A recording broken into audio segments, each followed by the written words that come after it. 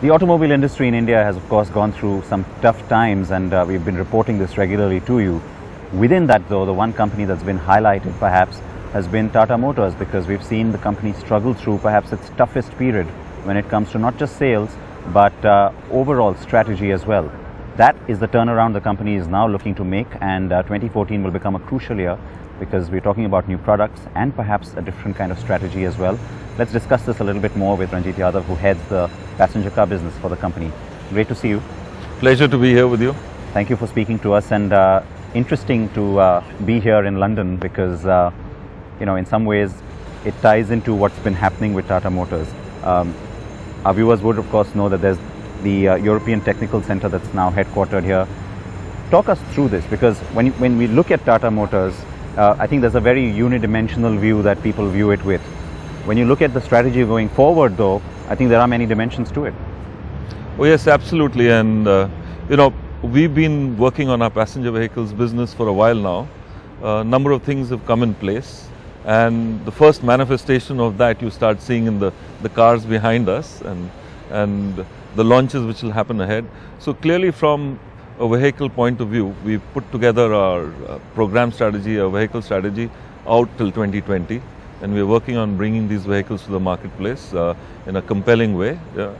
And one of the key areas of focus for us now is the personal market. The Bolt and Zest are the first vehicles which will start addressing these segments in an aggressive way starting from now. And it's interesting, we are here in London because these are global cars, first introduced in India this year, and then we will take them across the world. It's interesting that you say you will also focus on, more perhaps severely on the personal market. Does that mean that you'll still keep the focus on fleet as well, because that is a huge amount of sales for you?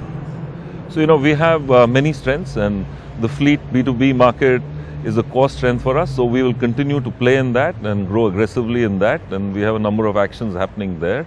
We've just launched a couple of vehicles addressing that market as well.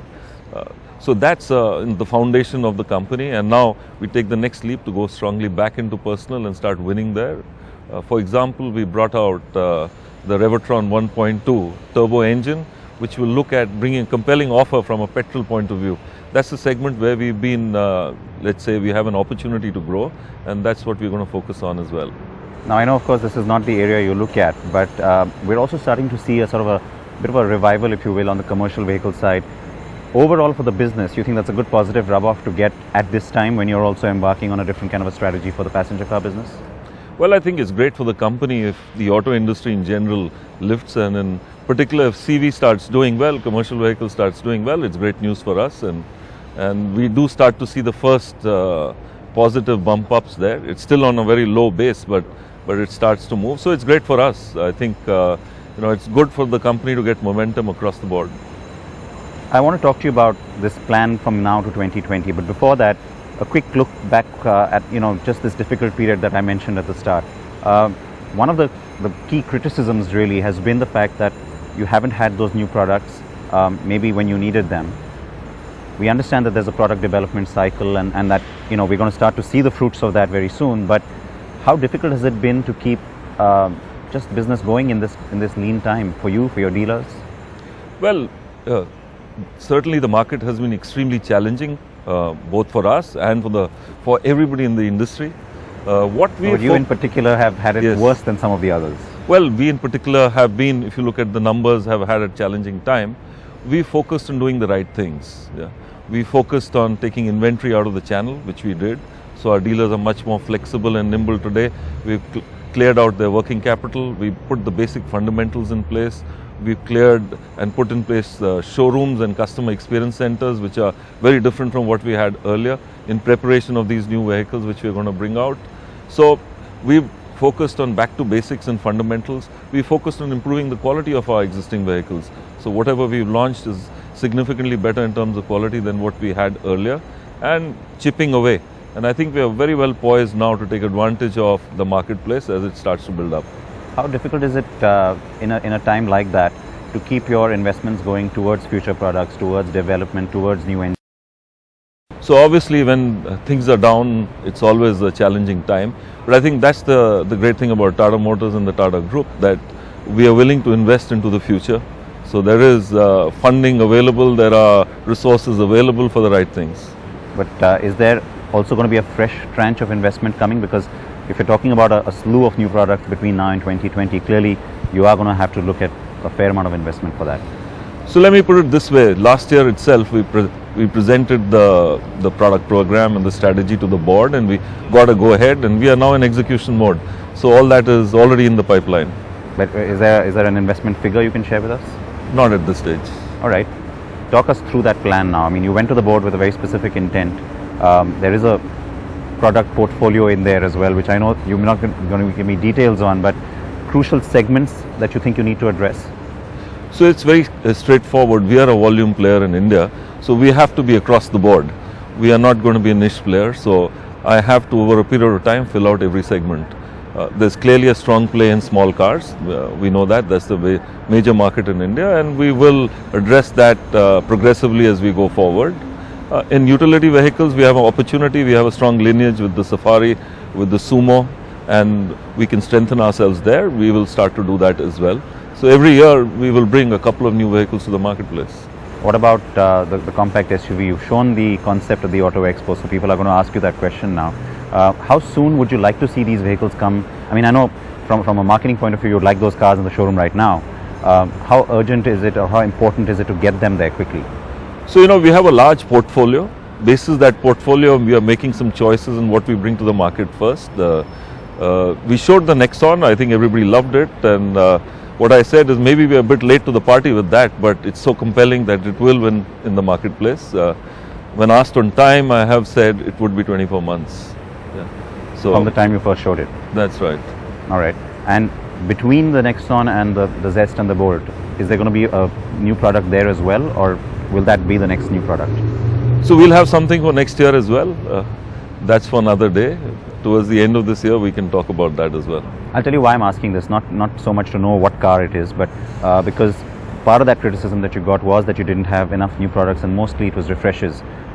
So while the refreshes are important, and I know you'll keep doing that, new product is really key for you. So completely new vehicles will be launched by us, and like I mentioned, a couple of them every year.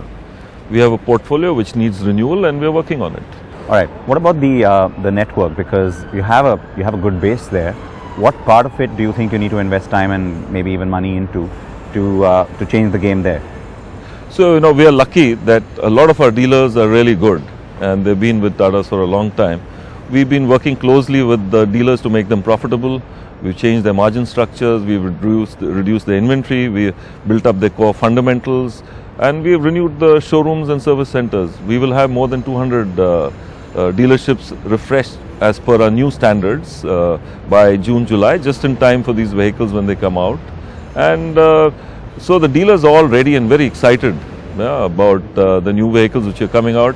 They're recruiting 3,000 salespeople to be able to address the volumes we expect from these new vehicles from our side. And that's a big number. How do you address customer service though? Because I know you're also looking to change, the reputation, if you will, of what a Tata customer now has in terms of experience, as opposed to maybe 3 years ago or even 2 years ago. That kind of customer satisfaction, what specifically are you changing at the showroom for that to happen? So there are two parts. We focus on both. One is what I call the sales experience. So when you walk into a showroom to buy a vehicle, 18 months, 24 months back, we were 12th out of 12. So, worst in the pack. Last year, we already started on this journey. We moved to a position of number 7, and we firmly believe this year we'll be in the top 3. The same kind of initiative is also happening on service. Clearly, the service experience has to be such that, people feel happy and, comforted in buying our vehicles, and happy and satisfied coming to our service centers. There are a number of things which we are doing there. Tell me this, when you talk about, the fact that these cars are also going to go global, and for some years now you've had your export portfolio, you've had experience in certain markets as well, places like South Africa and even in Europe, of course. What's going to be the big play from here on? Because while we've always heard Tata talking about wanting to be a more relevant global player, that relevance, how much of an impetus will we see on that between now and 2020?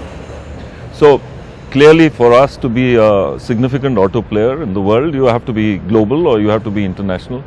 It's quite clear that we need to go and portfolio outside India as well.